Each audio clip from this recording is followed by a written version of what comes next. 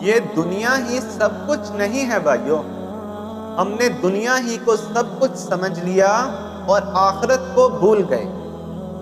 ہم صبح اٹھتے ہیں، کام پہ چلے جاتے ہیں، اور شام کو گھر واپس آتے ہیں تو پھر باہر گھومنے کے لیے چلے جاتے ہیں۔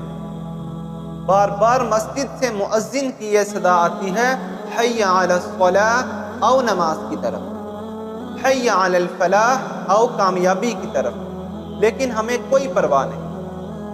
ہماری آنکھیں بے حیائی دیکھتی ہیں، ہماری زبان جھوٹ بولتی ہے، ہمارے کان غلط سنتے ہیں، لیکن ہمیں اس کی کوئی پرواہ نہیں۔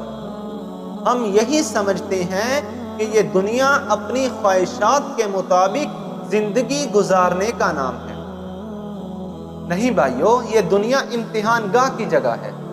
یہاں ہم امتحان کے لیے آئے ہیں، آگے ہم نے اپنے عملوں کا حساب دینا ہے۔ دنیا میں گزارے ہوئے زندگی کے ایک ایک سیکنڈ کا اللہ کے ہاں ہم نے جواب دینا ہے کہ یہ ایک ایک سیکنڈ ہم نے کس طرح گزارا ہے۔ اللہ کے حکم کے مطابق گزارا ہے یا اللہ کی نافرمانی کے مطابق گزارا ہے۔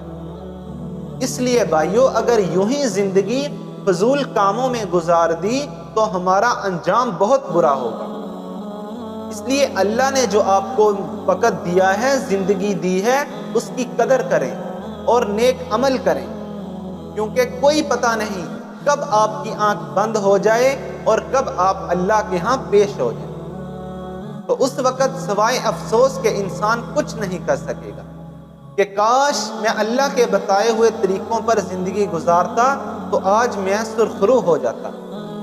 اس لیے نیک عمل کریں اور وقت کی قدر کریں۔